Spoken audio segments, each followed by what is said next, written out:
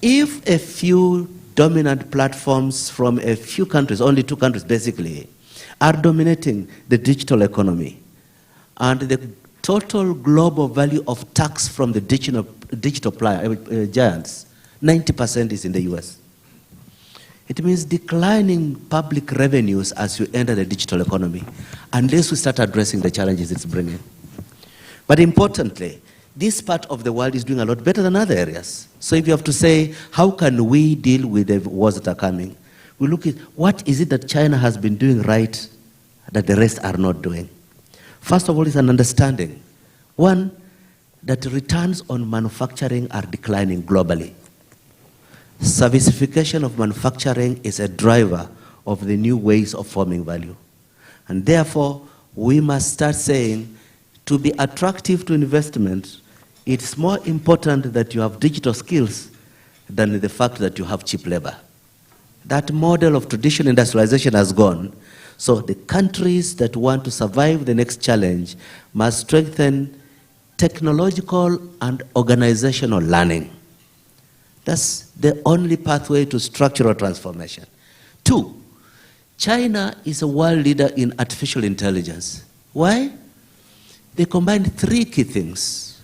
1, the demonetization of China, the phenomenal success of mobile apps and paperless payments, electronic payments.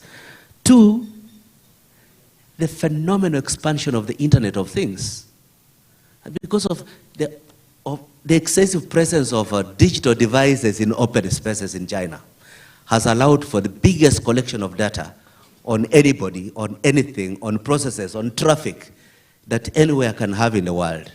3rd, the gladiatorial competitiveness of the ecosystem of startups in China. More than any other area, you go to Shenzhen, this home of Tencent, you see, like a life struggle for competitiveness, which has not reached other ecosystems for tech startups. And finally, a very strong, foresighted political leadership that is driven by the desire to lead, to defeat, to be number 1. These, I think, are the reasons why China is number 1 in the world on artificial intelligence. And this is part of the reason why it scares America, to the extent that the technology Cold War becomes a phenomenon that will be with us for a long time. Sorry that I've spoken for so long, but I think really diagnosing the problem, identifying regional strengths, believing in the importance of regional dynamics that are going to be mattering, particularly understanding that the Cold War, as it were, has already started disrupting global value chains, and therefore have to reconstruct regional value chains to compensate for intermediate goods markets that are going to be lost because of geopolitics. Thank you. So it's really not the trade war, it's the tech rivalry. I would not use the word war at the moment. And Asia is very good at this technology, particularly AI and China. Dr. Supachai, you'd like to comment on the trade tensions, please? First of all, let me say I agree with whatever Bukisa just stated. Yes, we are just of the same background as Dr. Nongchai has said. So, and first of all, let me establish that there's really no trade war going around the world. Really, if it had been a trade war, then the whole world would have been involved. This is just between, as Bukisa was saying, between the 2 major powers that are struggling for the predominance of the global community, economic system. While there is an ongoing transfer of power from one side, from the so-called developed Western world, into much less developed Eastern world. So this is a kind of transition period that we are in the midst of. And with every major hostilities around the world that we've seen in the past, including the 2 world wars, they have all been preceded by certain transition of powers. You remember the First World War the collapse of the Austro-Hungarian Empire, the Second World War, preceded by the way the German has been building up their own armies. But before I go into some of the comments on what are we to expect from this kind of trade tension and the so-called the Cold War, the technological Cold War, let me quote and make some reference to one person that I greatly appreciate. Actually, it should have been an economist, but no. A person that I greatly appreciate, and actually she figures, it's a her. She figures very well in what John was saying about heart, head, and well-being, and the way that technology is involved. This is Marie Curie. I don't know whether you've heard of her. Marie Curie, Professor Curie, was very well known for the fact that she was the inventor, or she was the discoverer of a material called radium, which has radioactivity, many times stronger than uranium. And because of this discovery, radium was used to cure very difficult to cure illnesses like cancer and things like that. Marie Curie said something that I would like to quote to you, which is instructive. And I will tell a little bit about her background so that I can connect from there to what I would like to conclude as to how we can handle these issues of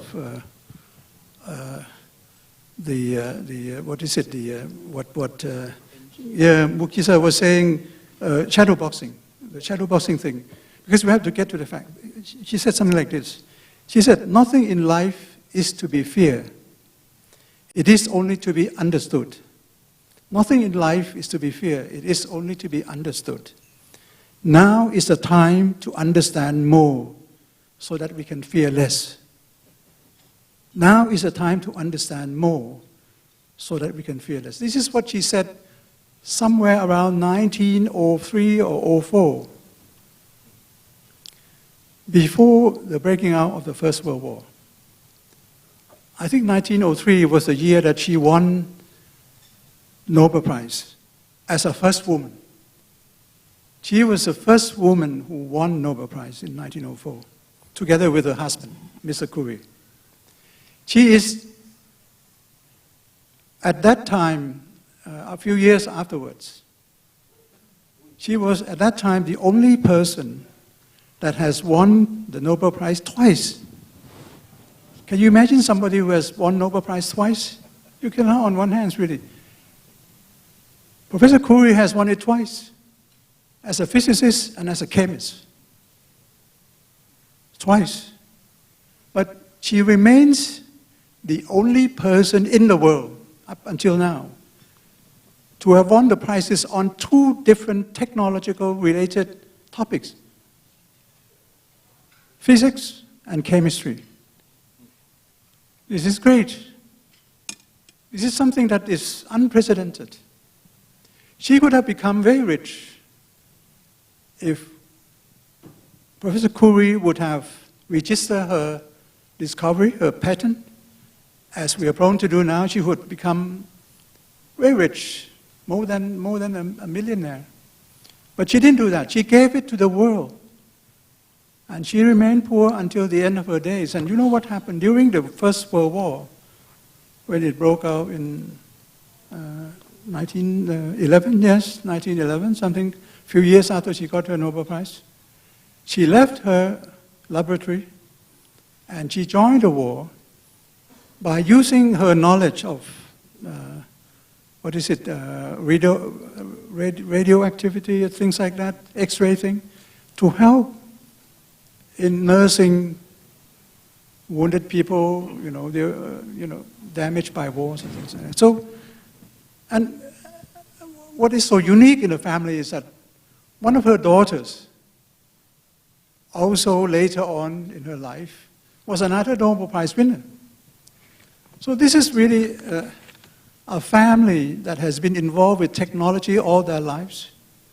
Curie started from a very poor background in Poland. She was born in Polish, migrated to France, got educated in France, and became a well-known scientist purely because of her own effort. Gave the thing, discovery to the world. She didn't want to own it on her own. So this is to me really a very fine person that demonstrated how we can establish the linkage between technological development and being humane. Being humane. This is I have to sign with this. Now, something that I like to always, when I speak about this sort of thing, two surveys that I would like to quote as to some of the dubious impact of our modern digital world on human beings. As actually John has already had his say, I have my own surveys of the results, which I would like to quote from the survey done by the Royal Society for Public Health in the UK. A few years ago, not so long ago, 1 or 2 years ago, they've done a major surveys of more than about 2,000 young people to evaluate the 5 biggest social networks, you know, all this Facebook, Twitter, Snapchat, Instagram, YouTube, and things like that, to measure whether they have any good or bad impact on public health. This is what the thing we are talking about, you know, the well-being. They did that scientifically. And the results show that all but one of the giant digital platform, and that one is YouTube. The rest actually have demonstrated their negative impacts on the mental health of the youth. And the impact on the mental health especially focused in the area of social comparison. This is a new area of research at the moment. Social comparison. Because as you know, the millennials, the people who are born after the year 2000, millennials, they like to show their experiences, they compare, they show off on their Facebook what they've been doing, what they've been experiencing, how many children they have, what kind of wonderful places and what kind of food they've been eating. So this has been really something which has established new norms. So this is really part of the, what I would say, damaging impact of modern digital technology on public health. This has been proved by the survey by the Royal Society for Public Health in the UK. The second one, which I normally would like to quote, is from the Tel Aviv University.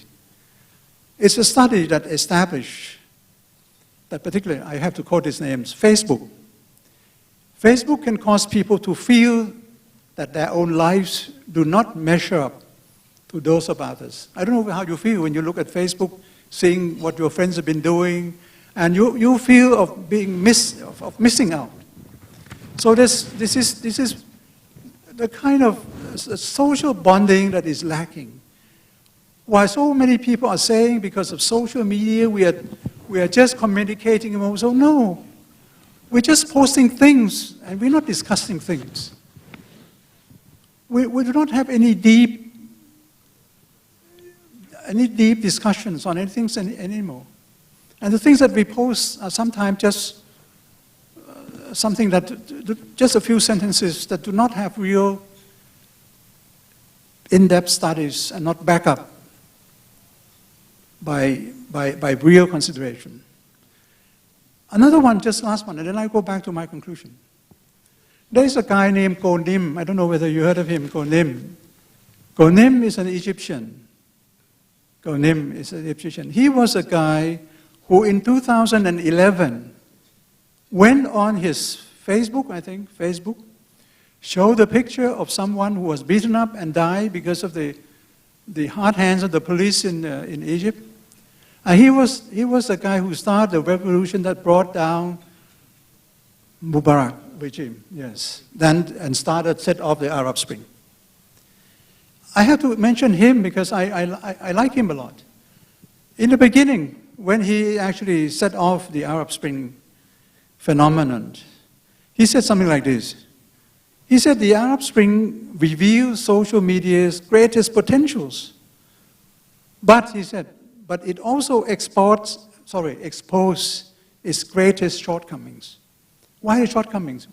He said, after euphoria, social media only amplify polarization by facilitating the spread of misinformation. Now we call them fake news and things. Misinformation, rumors, echo chambers, talking to ourselves or people that we like, that we think they just have the same idea, just echo chambers. And we just feel, the media with hate speeches. And he concludes by saying that the most critical thing that he sees from the digital platform is that our social media experiences are designed in a way that favors broadcasting over engagement. We're not engaged anymore, we just broadcast things. Posts over discussion, as I said, and shallow comments over deep conversations. This is the kind of world that, like it or not, as both of my colleagues have been saying, we're going to move into that kind of a world. But there's one book that I would like to recommend you to read. I mean, it's, of course, the UNCTAD TDR you should read anyway. You should read every year. But there's one book that I should like you to read, not actually as good as some of the publications by John here, but this is a book by a guy called Thomas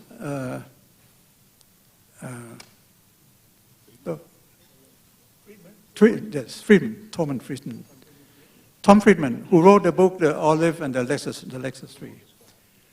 And he wrote a book just a few years ago called Thank You for Being Late. Thank you for being late. And in the whole book, he was discussing why all the new technologies, what impact on human beings, what are we doing to help alleviate the pains on all of us, those who got the pain, and why are we just benefiting or not benefiting from all the things? And he asked one question, is there God in cyberspace? Is there God in cyberspace? And he put up one joke, he said, I interview the Church of England heads, and the person said, there must be God in cyberspace, because every time I went in the underground, people say, oh God, why it doesn't work? Why the phone doesn't work underground? There must be God inside. But he was joking, because there is no God in cyberspace. What he means, what I would like to emphasize is that we are just moving with acceleration ahead. So that's why the book title is called Thank You for Being Late. By being late in some of his appointments, Tom Friedman could reflect on how things are just passing him by so quickly, passing us all by so quickly. And we just cannot catch up, but we try to catch up. We try to compare ourselves with our friends. We try to go the material line so that we can keep up with our friends. So, first thing, what I can see at the moment to break all this, I hope and I do really wish that, as Dr. Nongchai said, we can relieve the tension by having the advanced countries understand us all more. This is going to be the Pacific century. Like it or not, it's going to be our time in the Pacific. This is happening. Technology is the last wall of protection for the Western economy. And this they cannot let go. As Mukisa has already said, one of the conditions when Trump talked to Xi Jinping, I think it was in Buenos Aires, in the fringe of the G20 meeting, it's not all this deficit and everything. US can never get rid of the deficit. As you see, and Dr. Nochai, as we all economists would know, that if you don't save, if you spend more than you save, you can never get rid of it. This is just fact of life. You don't have to go through economic studies. Only some people in the US, they don't understand. But nevertheless, it's not to get rid. One very strong request which Trump made to Xi Jinping was, please, get rid of the Made in China 2025, as Mukisa was saying. Just drop that. I cannot have that. Why? Because the US cannot allow China to be at the same level or surpass them in the area of technology. Particularly the digital technology, the 5Gs. You understand? You understand the background why Huawei was just subjected to torturous treatment by the US authorities? Because Huawei didn't spy for anybody else. But Huawei was going to come up with a 5G technology that would have networking system, speed, servers that would surpass any system in the world, and that would be applicable to military use. You see, because warfare these days are not conducted by weapons. They're conducted by silicons. So all these new technologies would help not the Chinese or the Asian to be better worse in the export of highly developed technology. Sorry, I'll come to it. But what is most fearful for the West, or for particularly the Americans, is that they would be losing out on the warfare. So just my request that actually to be able to placate and try to elevate all this tension, first of all, that the West and the advanced economy would have to give in to the less advanced economy in the way that the avenue will have to be opened up for transfer of technology. At my time, I don't know how Dr. Kitui has been suffering these days, but in my time, and I can tell you now because I'm not in that position anymore, when we try to advise countries on technology transfer, we would like to be engaged in technology transfer. And we were saying that technology transfer was promised by the advanced country, but never delivered. And the word technology transfer in some of our statesmen and UNCTAD has all been crossed out by our American friends. I just say frankly, by our American friends. They said, that's not your problem, your issue at UNCTAD. No technology transfer. You go and allow the countries to discuss with the private sector yourself. So first thing that I would like to request is that technology transfer would have to be facilitated, and then we will have less tension. Secondly, the way we do the UN SDG, the UN SDG would have to be completed and finished in 2030. The 2030 agenda will have to be taken seriously around the world. The WTO, the third one, WTO discussion on e-commerce will have to take place. The Americans and the West are blocking discussion at the WTO on e-commerce because e-commerce needs God. There must be God in cyberspace. E-commerce is not regulated anywhere in the world. It's not taxed on anything. It's just a free world, so free that you cannot control anything. The fourth one, the TRIPS, trade-related intellectual property rights must be free up. Just like medicine, compulsory licensing. It must be compulsory licensing also for digital technologies. Sufficiency economy must be taken up by the UN as part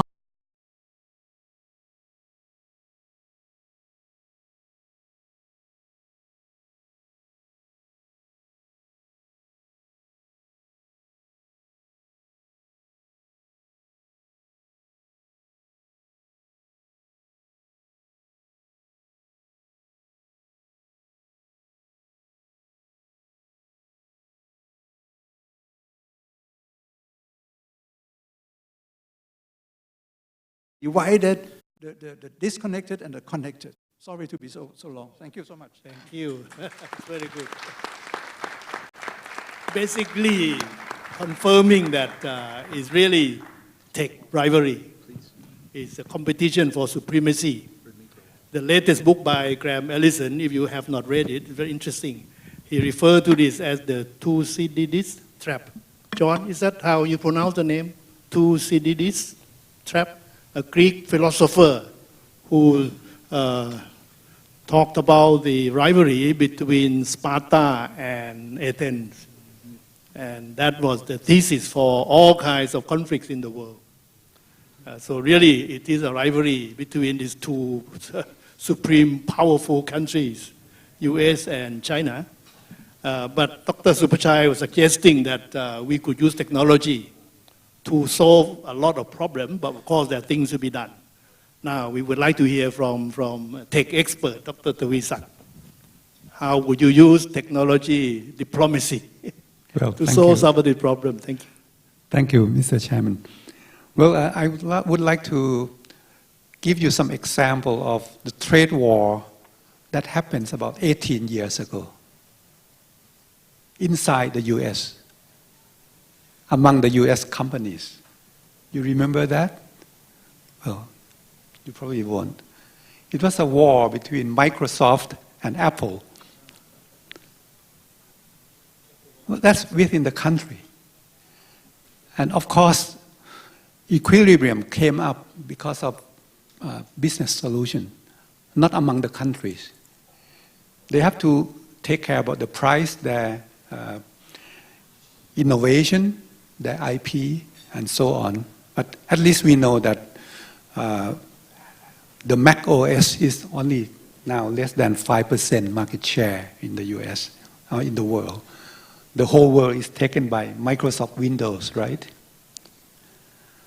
But behind that war, there were good things. The big computers or servers, they are running operating system as well. Only very small amount of these servers run Windows and Mac OS. They run something else, which is called Linux. Linux takes more than 80% market share in the server business. And servers are very powerful computers. They are in the cloud, they are in the data centers. The reason Linux takes over that market because it was an open source project. The inventor, Mr. Linus Torvalds, he gave it for free, just like Marie Curie. And the whole world take it. But Linux was an industry. There are many companies that has knowledge on Linux, and they serve the users on top of this technology. So open source is something that can help lessen the effect of the war. It's not diplomacy. It's a new kind of IP management, intellectual property management. And it's not free technology, it's not given away. It only gives you free use without charging. But you have to add on something to yourself. You have to buy service from service companies that can implement something on top of that. Well, had Linus Torvalds made Linux a business, he might be as rich as Bill Gates.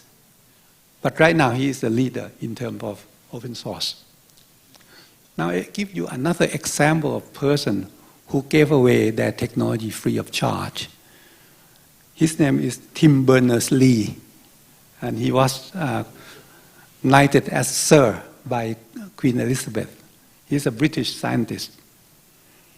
He developed the World Wide Web while he was working as a scientist at CERN, Switzerland. And everybody know www. This invention was open, free of charge. And in fact, it was hosted by the Internet Society because that technical specification was written and open out as free. So I believe that there are so many aspects of technologies and tech war which can resolve in getting something that was unnoticed, and it become something of a solution in the future. That's my opinion. But the key word is open source. Open source means sharing, even the basic thinking and the detailed design, every line of code, how the operating system was developed, how World Wide Web was developed. It was openly available for anyone to take that and implement. This is not technology diplomacy. It's not run by states.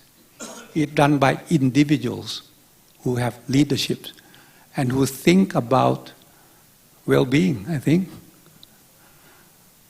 Now let's look at some other aspects where we also have education for free, like Khan Academy and MOOC, Massive Open Online Course, MOOC, whereby many leading universities are now open up their courses, and you can learn for free.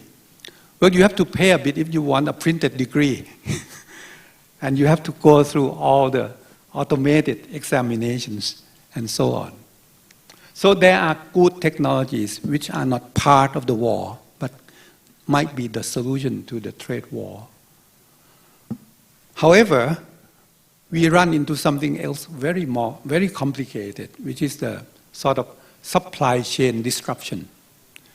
If you look at the computer business, design of IC chips is made in the US. But the manufacturing of the chips themselves is done in the US, Korea, and Taiwan. Now with that deal, you must have technology transfer. You must have understanding how to make all the billion of transistors inside your phone. All of them must be working. We cannot afford to have one transistor not working. You have to throw away that chip. So the Korean, the Chinese, Japanese, and Taiwanese are very good at making these chips, better than the US. And if the US want this production back into the US, they have to invest a lot of money and skill and people. We are employing thousands and thousands of people in these factories. Now, when the chips are made, they are put into cell phone, laptops, and so on, and then shipped back to Europe and to the US. And by raising the tariff on these productions, the simple effect is that the US citizen will have to pay more, or else the manufacturers have to discount their price in order to compensate with higher tariff. I don't know who will win and who will lose, but technically the technology supply chain has been disrupted because you will have to change part of the supply chain and relocate back into the US, relocate from China to Thailand or to Vietnam. But we don't know when this sort of tariff will apply to Thailand and to Vietnam. I don't know. But I'm a believer in open source and open innovation and collaboration, which might be some solution. But back to AI. AI can also be open source, and we can build AI in other countries up to a certain level. But large companies which have money will invest in high-level AI and based on more massive amount of data that they own. And that is very difficult to stop unless each country have some sort of AI policy. And I believe that with AI policy, which is a guiding principle towards the industry, itself will help. When we listen to China's and Japan, I believe these countries have published their AI policy well enough to explain the purpose of AI direction in their country, which are probably in line with what John has been presenting. And I won't go into that detail, but my hope is that with sort of strengthening our people, having local knowledge enough to catch up with the open source project and have good education, especially in engineering and ethics, and build into the open source project, which are worldwide, this will help lessening the impact on the trade effect. Thank you. Very good, very good. Thank you very much. Very positive thinking, but politics not like that. That's why Donald Trump, woke up 3 o'clock in the morning and tweeting about all kinds of problems.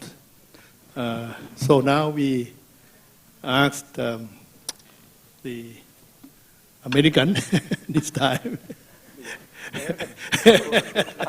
John, to make comment on whether we are moving how we can move in a better direction. Please, John. I speak for all America. No, I don't. First of all, I just want to say, and hopefully I'm going to pronounce it right. Please correct me. Is it Konbu Krap? Is that correct? No. Kap Kun Krap. Thank you. I've learned so much. I want to say thank you to our esteemed moderator, to our panelists today. I want to say thank you to the people who arranged this event. It's kind of fun being the only American. I hope this is okay to say this way, I love being the only white male. I'm oftentimes, not. I bring this up because, first of all, I want to be clear, I'm speaking as John, not as IEEE. Where I'm going to talk about IEEE, I will mention that that's a position. So I'm speaking as me. But I bring up the race thing not to be controversial, but to talk about America. Here's the thing about America for me. I've been blessed. I met my wife. I have my 2 kids. I live in a beautiful area. And technology has helped me immeasurably.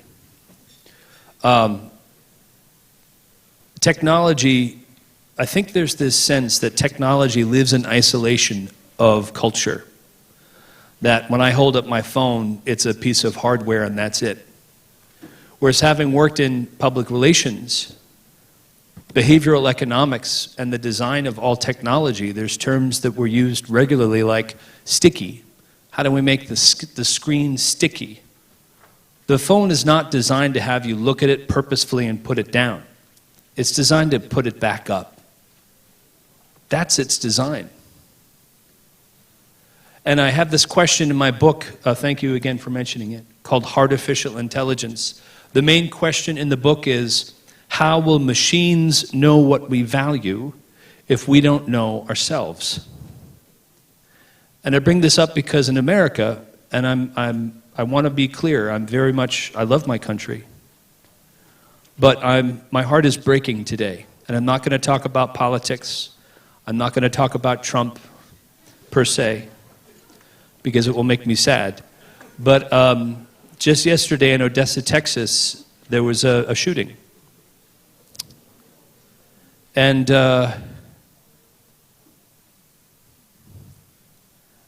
I'm so scared for my kids.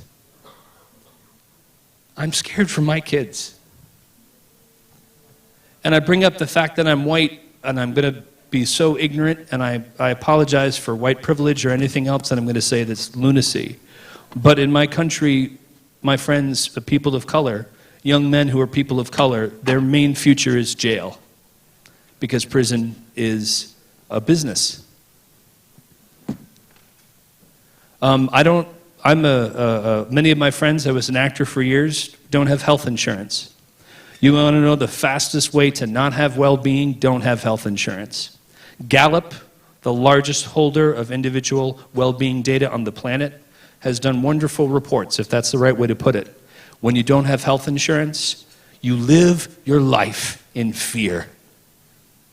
And not about, cancer, of course, those things are horrible. One bill, one $5,000 bill, one $2,000 bill, one $500 bill can destroy someone's life. And I'm also just want to bring up questions which is going to sound critical to America, but I want to make this more about the broad issue of, sure, how can technology help? And I'll talk about artificial intelligence as a tool. But I'm amongst some of the world leading economists in the world, and I'm so honored to be here. But I don't understand what happened in 2008, except from what I was told in one of my favorite books and movies, The Big Short. Anyone seen that movie or read the book, The Big Short? I read that book. Michael Lewis is a very good reporter. He's a reporter. It's not fiction. And people conspired to break the law. And people who might be ignorant about mortgages bought homes. But what it boils down to, a lot of people knowingly broke the law, basically brought down the world economy, and then taxpayer money bailed out banks. And I still have many of my friends, because I used to be an actor, who don't have health insurance, and whatever money they saved because they were told, put this in an IRA or do whatever, like this. In 1 month, many of my friends lost a third of their wealth. Like that. That means they lived the rest of their lives in misery. But they were told they were doing the right thing. Were they ignorant to buy mortgages? Are you kidding me?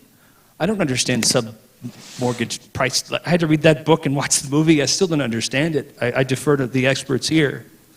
And I'm scared because this is being filmed and I don't want people to watch this and say I'm anti-American. I'm not anti-American. I love my country and I'm not anti-Republican. I'm a Democrat, but I'm not anti-Republican. These are my brothers and my sisters. I'm not anti-anybody unless they lead with hate. And then I also don't even want to be anti-them because I've sometimes struggled with hate. But here's some things I know I have to move beyond on a personal level, and I feel like the world does too. What's the big deal with competition? I don't want to shock you, I was never into sports. I grew up in Boston. And if you grew up in Boston in the 70s and you weren't into sports, essentially you just became pariah.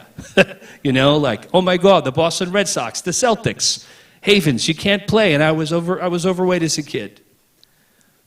I hope it's okay to bring all this up, and I'm aware that I'm being filmed. Again, I'm not speaking for IEEE. Enjoy. Why do I bring this up? Very early on, I understood what it was like to be the other, at a very small level. Please understand, I'm not comparing myself to anyone else to say, as a white male, that I can say in any way I struggled. Not at all. Not at all. But for me, my personal experience for 2 or 3 years on the playground, I understood that's the fat kid. Don't talk to him. And my dad was a psychiatrist. I understood the power of understanding or trying to understand someone's pain. My mom's a minister, so I guess I was just blessed with introspection all the time. And sometimes it's a real pain. I just like to watch Netflix. But let me shift what I'm saying here and to say, what is our opportunity as humans? I love voices that focus on kindness. I find kindness to be addictive. You mentioned one of your heroes in Marie Curie. I didn't know all those things. One of my heroes is Eleanor Ostrom. She's the only woman to win the Nobel Prize in Economics. And she proved in her work that this idea of competition for resources, pardon my language, is crap. If all of us in this room had to drink water, and we needed water to live, because newsflash, we need water to live. Her work demonstrates that this idea of access to potable water, competition, means that some people die. Am I an idiot? Do I not get economics? It doesn't seem that hard. She's the one I learned this from, Eleanor Ostrom. Competition doesn't seem to be getting us where we need to go. Do I understand competition? Sure. Am I against sports? Not at all. I think that's the best way to take out competition. And I feel like maybe I'm like 60% female, because I grew up in this area where competition was everything. Go win at baseball. And if you don't, I was made to feel like I was worthless. So I'm not a big fan of competition. You know what I like? I like kindness. I like compassion. I like asking, with China and the US, sure, what would it look like? What's the opposite of trade war, trade competition? I like thinking about the positive opportunities. What would happen? And again, I don't want to mention leaders' names because I'm not interested in going to a bad place. But what would make you wake up tomorrow and go, wait a second, what just happened with China and the US? They said, you know what? China, go for it. Good for you. The middle class, well done. I don't think that's going to happen. What about in the US if kids didn't graduate with $30,000 of debt? On average, every American student graduates college with $30,000 of debt. And most of us don't have health insurance. I'm going to sound anti-American. I want to be crystal clear. I'm not anti-American. I understand the blessing I have to live in a country where I get to do what I want to do, and I'm on this stage, and I'm blessed to be on this stage because I had the chance to pursue what I wanted. That's not minor. Nonetheless, I look at all these issues, And the latest thing I'm going to focus on here, because I want to focus on a positive thing, is how machine learning, and thank you so much for all you said about open source. Because one thing we don't talk about a lot in tech circles is how intellectual property law stymies innovation more than anything else. And I go to all these conferences. Don't hinder innovation, John. Don't talk about US and China agreeing on things. Don't talk about opposite of competition. Competition is what, the invisible hand. This is what makes things work. What is working? What do we want to save? The 5%? What? I'm not anti those people. I'm anti the idea. At what point do we say this is not working? And this whole idea of, focus on innovation, but then you say things like, well, how about open source? We have intellectual property. Have you looked at all the patents that many of the major companies in tech own? And then you talk about raising an idea of any kind as an entrepreneur. There's a patent for that. There's a patent for that. Sorry. You know what innovation actually means? You want to get bought. You pray to get acquired. That's what that means. That's what capitalism is now, right? Is it okay to speak frankly? Because I want my kids to live in a world where they can breathe good air, where I can be on stage and I can tell them I met all these amazing people in Thailand. I was in Beijing 5 weeks ago and I met amazing people there. Are there people around the world who also have evil intentions? Of course. But let me focus on this. There's so many opportunities with technology to help our climate now. And whether it's US or China and they're competing. I loved your story about regional ideas because I think, and thank you, I learned from it, I should say. It's not a story. It's a fact of your report, which I'm looking forward to reading. What a beautiful opportunity to say, how can we use sensors, smarter city technology, data, algorithms, open source learning about how our climate, right? Yesterday, I was talking about this at lunch. South Carolina is evacuating people because of a hurricane, right? Climate change is not out there. It's not going to happen soon. It is happening. And if you look at the numbers from the damage being caused, the infrastructure cost to any city around the world, some cities more than others, it is a spreadsheet issue. It's not about green. It's not about politics. It's, will that bridge out there in the Bangkok over the river? I don't know the answer. I'm just using it as an example because I loved watching the boats while I was here. Is that bridge going to last a hurricane? I don't know. But if you reinforce it now using green tech, you will save money versus waiting for it to potentially fall down. By the way, I'm not saying it's going to fall down. In America and around the world, there's so much crumbling infrastructure. It's not this, let's use AI to do whatever and robots might become sentient. That bridge over there was built in the 50s. People are driving over it. It's going to fall. Starting to use statistical knowledge, aspects of how can we rebuild these things, means we can use green tech, actually give people jobs, right? The humans that will operate the machines, etc. And then come to the realization that if we don't start treating our planet like it was a person that we loved, and this is something in the West I've had to learn to sort of be trained to think differently. And one thing I love about the East, and when I was in Beijing and they were announcing the AI principles, and they had this principle of harmony, yin and yang, etc. This idea that living in unison with our planet does not mean I'm in here and nature is out there. This is nature. There. I'm also made up of, 90% water. This is nature. Or these may not be real. But the point is that ecological sustainability is actually us saying with every action we take, and I mentioned moderation before, moderation is so hard. I'm struggling, I'm overweight, I need to eat less. That's hard, period. Using less gas or gasoline, it's hard. But now what I've been thinking, and I'm trying not to be morbid about it, is but every action I don't take, I am literally hurting my kids. I'm literally hurting my kids. I'm hurting your kids. And the opposite of that then means, again, I'll end on a positive note, with all this technology, let's take every single technology we have and say, how do we sustain the climate? How do we think about, instead of competing, saying, because by the way, everyone knows that technology over borders doesn't really mean a whole lot anymore with the cloud, et cetera, right? It's not like you can say China ends here. I mean, yes, you can take a plane from China to the States. But my point is that the emissions coming from over Beijing or the emissions coming from over Los Angeles, it's not like they stay in that one place. They float around. I don't know if you've heard that rumor.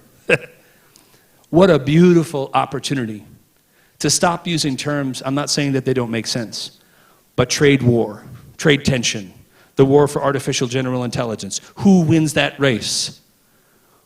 I understand why we talk about races. I understand why we need to have economics that feed our kids. But again, I go back to this GDP because I don't understand why. This idea of exponential growth and having to be the winner of everything. I understand why people want to do it. I get it. It feels very male to me.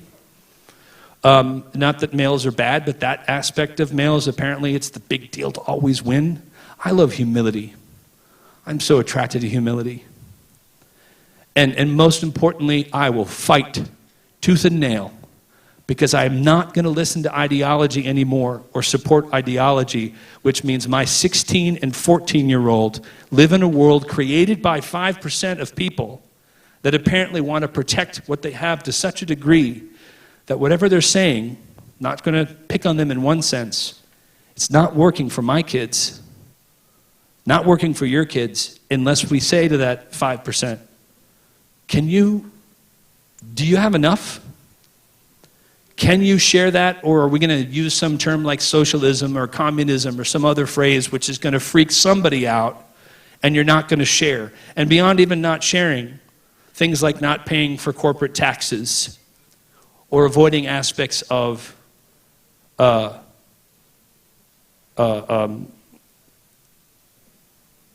inequality. Because even in the states, just amongst the states itself, and then I'll wrap up here, inequality, most people, or a lot of people, get their internet from the library in the states, and that's the easiest place to harvest every little bit of data from a person. Not that libraries are to blame, by the way. But if that's the only place you can access the internet, you lose even more control. So, all this is to say, and this probably wasn't the answer you're looking for, but I'm tired. I was an actor. I'm a writer. I've always been sort of told, hey, stop thinking that way. And also, apparently, emotional intelligence is now a big deal. Cool, because for 20 years it wasn't. 20 years emotional intelligence. Okay, can you go in the other room? Guy talking about emotional intelligence. Now apparently it's a big deal. Well, let me tell you something. You have emotional intelligence if you want to use it. We don't have to just rely on technology. All these technologies are an extension of who we are. And like I said at the beginning of my little talk here, how will machines know what we value if we don't know ourselves? You know the show Black Mirror? You know what that title is, right? It's this. That's the mirror. Can we go like this instead of me getting to speak to the excellency here? Can I put this down? Technology is awesome. But can we also connect? The answer is, of course we can. Technology is not the issue. The issue is, are we okay with being human and moving forward into the future, prioritizing human well-being and ecological well-being and starting to really say the things that aren't working are literally killing us? And the answer is, yeah, technology can do all that beautiful stuff. So let's do it. Good. Very positive. We can use technology, take the diplomacy, not take confrontation. Now we come to the final quarter of the last 27 minutes of our time. Basically, what we have discussed is that what we see is the rivalry between these two major powers. And the rivalry is in terms of technology supremacy. Of course, we can put that in a positive or negative sense, but definitely there is a rivalry there. And the organization, ITD, we very much supportive of trade. And we are seeing that this rivalry is disrupting trade.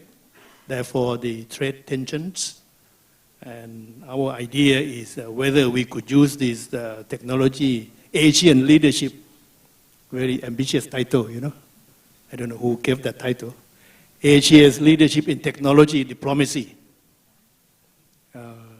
Would the four speakers like to share with us how you see Asia can have this leadership in technology diplomacy to address some of the current trade tensions? Anyone would like to speak first? We have to finish at 9 o'clock because John has to catch a plane. Yes, please. First of all, Asia has the strongest capacity as a region to be the new global champions for multilateralism. As an area which broadly has benefited from multilateralism, a rules-based predictable system, and not confronting the politics, the geopolitics that are threatening multilateralism, and as the engine of growth globally, it is in a uniquely good place to be new champions of multilateralism. Similarly, with the geopolitics reducing the spirit of internationalism at a time when we are pledged to inclusive prosperity, Asia can leverage its growing capacity as a source of fresh FDI to be a new partner in South-South investment cooperation for inclusive prosperity. On the area of the new technologies, you know, the jury is still out on the net impact of Industry 4.0. There will be components we'll celebrate as possibly very exciting. For example, the merger between globalization and robotics, what's being called globotics, creates possibilities for people in the emerging world to offer services in real time around the world with 5G. But still, we don't know how it is going to impact the global architecture of the labor market. Of course, I mentioned in my statement early this morning that where we are today, artificial intelligence, machine learning are going to put a lot of pressure on certain sections of physical and cognitive labor. With that pressure on labor, if there's no political leadership that gives solutions based on sound reading of the challenge, you create an opportunity for opportunistic politicians to give pseudo-solutions, to rally the fear for political gain, but they compound the problem. Technology is value-free on its own, but when it is abused because we have not found how do we align our human responsibilities with the possibilities of technology, populist forces can seize on fear and create artificial challenges. And I think the rational way forward is you can start modeling clear dialogue between business, entrepreneurs, academia, governments, and civil society in a way that develops adaptable solutions to the threat of labor market erosion as a way of forestalling populist abuse of the challenges of technological innovation. Anyone can intervene, you know, at any time about this so-called Asia technology leadership. Anyone, please? Yes, please. Could I just suggest some very simple, simplistic notion that Asia might be in the best position to expand on this conceptual foundation, because as I have read somewhere that a Harvard study demonstrated that the jobs that would survive digital technological onslaught would be jobs that will have to combine technical skill with interpersonal skills. Technical skill and interpersonal skill. I don't have to describe how interpersonal skills could be developed, but it's already part of the social, cultural heritage and background of Asia. To be flexible, to have empathy, to have passion, communicative, this sort of thing. Things that the algorithms and computer softwares would never be able to develop. So it seems to me that if we want to combine this into a tech diplomacy, I think we should allow the Asian countries to be able to partake in the global governance of digitization. At the moment, we don't have any really global governance for any kind of economic cooperation. That's why we are loosening up. We are just going each on our own way. We are becoming more self-centered, which is not good. So what I would like to recommend in a very simple way is that we look to preserve and try to promote jobs. We are not refusing, denying technological improvements, but we want to preserve jobs that could combine technological improvement with interpersonal improvements, and not to let something like the social media that has been cannibalized in a way that I don't think it promotes interpersonal connectivity at all. So simple as this, just try to combine Asian values together with the technological advance that we are seeing happening in the West and also in the East in Asia as well. Thank you. Anyone would like to comment on this, please? May I add a little Yes, bit sir, on please, Dr. please, Supachai? please. I think we don't have to rush to go into high tech at the same speed as the US or Western countries. And if we know our worth, which is Eastern value, Asian value, and make sure that we publicize those kind of things, which is related to real economy.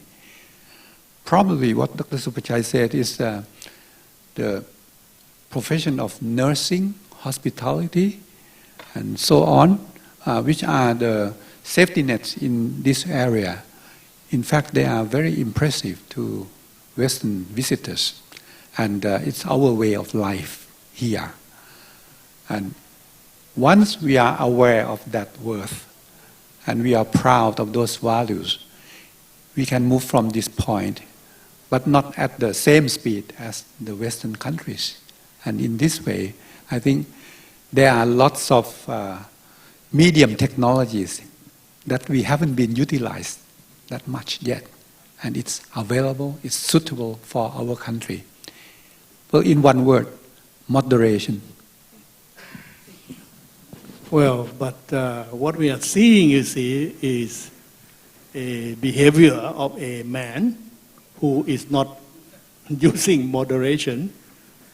And every night, 3 o'clock in the morning, he would get out of his bedroom and go to a tweeting, you know, causing all kinds of the problem. So basically, I think, again, maybe John can explain this to all of us.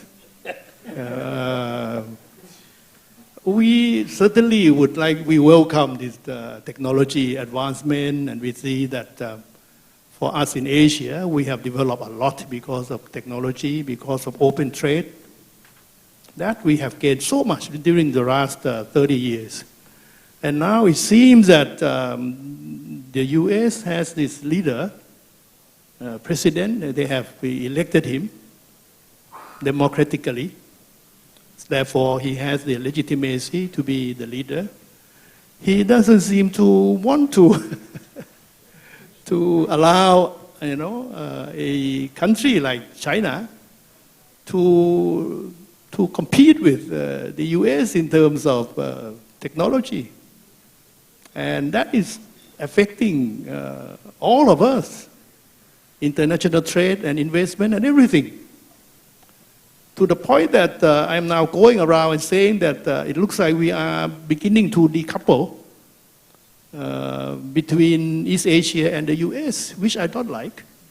because what I have been studying, what I have grown up in this atmosphere of integration. And now he seems to do a lot of this disruption, you know.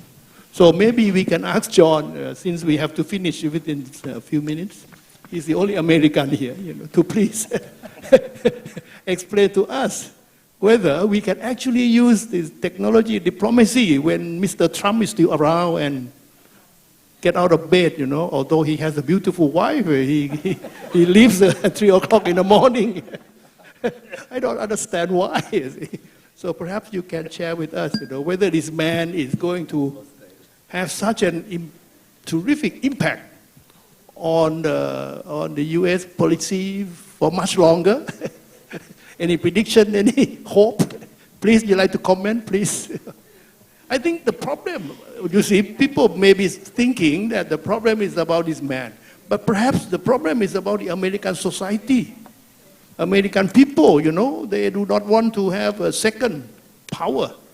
That's why I refer to this as the Thucydides trap, the rivalry, you know, of a country coming up being powerful. And they just cannot allow that to happen at this time. You like to comment on that? Not allowing the second power to become... Please. So since I won't have any job ever again, please hire me. I'm kidding. Again, I'm not speaking for IEEE. I want to be crystal clear. I'm just speaking as John.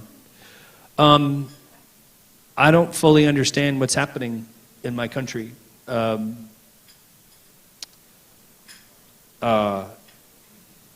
And I'm not interested in talking about Republicans versus Democrats because you're speaking about a very specific person. Yeah, this is really hard. I think, you know, the actions of a person, whatever role they play, but especially if they are, for example, the leader of the free world, as it were, pulling out of the Paris Accord, I already didn't understand, besides reasons of, say, competition or what have you, what that decision meant. Even though aspects of the Paris Accord may not be working, even just the symbol of pulling out of it, I thought the message was from that one person, not America, per se. This is not as important as us being first. And I don't know what it means to be first in a world where our climate is gone. I've been trying to picture that for any country. Is there just one country sort of sitting on the one island that's covered in a plastic bubble while the rest of the world is in hurricanes? I'm not trying to be hyperbolic. I mean, what does that mean? What is first in the climate situation? What does that mean? What does that mean? And I think the 5% or whoever, anybody, at least for myself, I want to say this too. The environment, one thing, again, read this book called The Uninhabitable Earth, because it's not as much about, you know, again, picturing geo-destruction at all times. It's this idea that it's very hard, the narrative of understanding what's happening with the environment is very hard to have a narrative around. It's not like killer robots and you can talk about AI. It's not like other things where you kind of have a story about it. It's just, it's unfathomable that every little action we take is adding to the thing that's hurting the planet. Anyway, I'm somewhat sidestepping your question because it's, first of all, a very politically dangerous question. And I think, again, rather than try to in any way be the only person from a country as wide and diverse as America in a situation where this current leader, I think, has made it very clear that the majority of his decisions are about fiscal matters. I think that's fair to say without demonizing him per se. And I've already expressed to you my feelings of the dangers of prioritizing first and foremost about fiscal and fiscal only. It means that other things fall to the wayside. And everyone, you know, we can all pick other countries around the world where certain individuals at certain times made decisions on growth or fiscal matters, and that put their own citizens into a tough place. So with that, let me focus on some things I love about Asian technology. I am mesmerized and deeply impressed by China's e-commerce work. Every time I've been to Beijing, all my friends, they don't touch cash ever. I'm like, do you have a yen? Or like, why would I have yen? Why would I have? No, I'm on, WeChat, and I can pay for my rent with my WeChat. I'm not trying to put cash down, and I really appreciated what people were saying earlier about this doesn't mean that seniors are going to use, it doesn't make sense to just eradicate it. And again, I wouldn't want to speak for India or a rural, where the infrastructure means someone can't actually get online. Only 50% of the world can actually get on the internet. So you can't have a solution that people can't access. Nonetheless, when I'm there, I'm like, well, that's really smart. Anytime I don't need to pull out paper, PS that 7,000 people have touched, I'm becoming a germaphobe because I travel a lot. Cashless society is really smart. And then, scale issues of saving money and all that stuff. The other thing in Japan, we often don't talk in these types of discussions. Japan's been a leader in robotics for decades. The leader in robotics, I think, is Japan. And this is not to put down the States or China. There's some amazing work being done in both countries. But Japan for centuries, decades, has led. And one thing that Japan, I know, is struggling with is this idea of caregiving in the sense of having a lot of seniors, and this is now becoming commonplace, and it will be very commonplace for the whole world. A lot of seniors and not enough people to take care of them. Now, one thing about Japan, the work that they're doing with things like Pero the robot, this seal robot, it vibrates when you take care of it. The research that I've seen, either around empathy, meaning the person, even though they realize it's a doll, because it doesn't look like a real seal. People are not idiots. They're not it's a real, it's a vibrating toy. It's actually more also, I've read, besides the empathy, it's a feeling of empowerment. They are given authority to care for something. They are given purpose, given work. It's what we all crave, whether or not we're paid for it. We want to feel like we can have responsibility for something and feel self-worth and importance.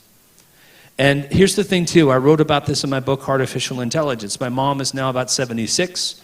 I've asked her sometimes, do you want to maybe have a robot in the house? There's this Jibo robot, Alexa, and she is like, you will never, ever put a robot in it, right? So that's her choice. But there's things like sensors even, a very simple sensor. It's not AI at all. It's just a sensor that knows when a bathroom door opens or closes. And there's this fascinating study I read years ago where in a senior's home, especially meaning someone over 50, if you can measure the number of times a bathroom door opens and closes and measure that for, say, 6 months or a year, and then that number increases by 3 or 4 times more per day, it's something like a 75% correlation that they have some kind of emergency medical need. They should go to the hospital right away. Why? Because they're going to the bathroom more. How cool is that? See, technology for me is not just the whiz-bang look, we're using parabolic AI to understand space-time continuum. No, it's look, the door opened more. And what does that mean? It means this person that I care about is apparently going to the bathroom more, not to be technical after you've eaten, but they need care. That is awesome. I'm a geek. I love tech. And that means this technology can help people. And Japan is leading so much of this way to think about where no one has an option, where there's no humans for caregiving, right? This is one thing I think about with my mom or others. Would I rather that because, someone's like, humans rule, which is, certainly what I've been talking about today. Not humans rule, but meaning humans first, human rights. If there's someone there, their families know that someone they love would feel a sense of empowerment with a robotic device in their house, would I tell them not to live with it? Not at all. I'd say live with it, but make sure the data is something that they control. Make sure disclosure, responsible disclosure is there. And where there's the opportunity for them to not lose interaction with their other humans, make sure they don't lose interaction with other humans. But all that is to say, all this experience from Japan is where I've learned a lot of this way to think about the balance of caregiving for the elderly, which, by the way, also means, I don't want to speak for Japan, but there's this cultural idea of caring for the elderly. Outside of technology, it means let's care for our seniors. Where in the States, that's not always prioritized, where people don't have health insurance, and it's not to demonize. It's just because it's hard to care for people when you have to give time from a volunteer standpoint. By the way, I know I have to catch my plane, so I'll wrap this up fast. I'm missing my own plane. But I'll say this, which is I've done a lot of research to think about. In the States, for instance, some of the biggest costs for medical care come from emergency rooms. Just a fact, right? Emergency room care, when people don't have health care, they go to emergency rooms and it costs a lot of money. So I've had this idea that technology would really help with, and I've thought about this for years, which is like a dating service app for caregiving and volunteerism, where say you had 10 seniors in your neighborhood that needed rides to the hospital, and you were alerted, hey John, can you drive Susan or Mrs. Smith to the hospital? Your actions are going to increase your own well-being because you as the young person are being given a sense of worth. This you can measure through things like an MRI machine. Dopamine increases. You can see brain activity. My brain activity, because I'm being compassionate for her, goes up. She, likewise, thanks me. Now she also has a feeling of gratitude. Her well-being goes up. You can see in compassion studies, if other people observe our mutual kindness, their compassion, their sense of well-being goes up. And no one's paid a cent. And that emergency room care, it is a spreadsheet issue. Less money is paid to emergency rooms because more people are helping with this well-being and driving to regular doctor visits versus the emergency room. And if that's not the best example, let's invent a different one. That's where statistics, systems engineering, thinking about systems planning, but making the decision to say, like with our infrastructure as well and green tech right now, if we prioritize caregiving and use these amazing technologies to think about saving on costs like I just said, what a wonderful opportunity to leverage technology in that way. And I guess I do have to catch a plane, so thank you. No, that's very good. I think he can run for president of the US the next time. No, I just want to sum up, I think that we all agree among four of us. We are good people, so we think this way. We think technology, although some of us are not expert, but we know enough to see that technology can be very good for mankind, for human being, and there is no monopoly. In technology, there are many countries who are good at one thing or others, and because of the digital world, people have access to things so very easily. So we will continue to promote development. We would not disrupt any technological progress in any of our countries, although there may be rivalry between US and China, but on the whole, I think we can proceed. And with that, we can enhance trade in goods and trade in services. And that's what ITD is for. So with that, I'd like to thank all the panelists and members. And for those of you who are still around, although it's already 9 o'clock in the evening, with that, I'd like to thank the organizer for inviting all of us to come on the stage. And maybe I should say good night and for John to please get on the bus to go to the airport. Thank you very much, ladies and gentlemen. ขอบพระคุณค่ะ Thank you very much for Dr. Mukisa Kuturi, Dr. Supashai Panishapak. ถ่ายรูปไหมคะอยากถ่ายรูป Like to take photos?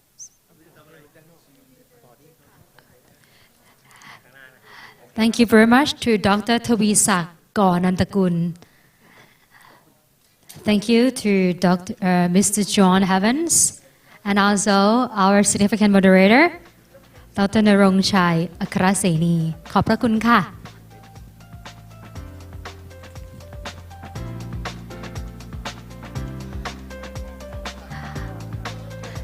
And now we have come to the end of this remarkable event or remarkable conference for tonight. I really admire all your dedication and strong participation for gathering together for this event. I strongly believe that all the things that we've been discussed is going to benefit us in many aspects. On behalf of the organizing team, I would like to express my gratitude. Thank you to International Institute for Trade and Development, or ITD, United Nations Conference on Trade and Development, Ministry of Commerce, Ministry of Foreign Affairs of the Kingdom of Thailand, Ministry of Education, and also unmissable special thank for the warm support from Airports of Thailand Public Company Limited or AOT and also PTT Public Company Limited for this year. I'm certain that we will continue with this wonderful conference together for many years ahead. And most of all, most importantly, thank you very much for all of the participants, all of the delegate guests who joining us over here, making this wonderful phenomenon. For now, me, Putatidana Bangshang or Bella, has to sign off for now. Hope you have enjoyed the rest of the evening and please have a safe drive and journey back home. Thank you. สวัสดีค่ะ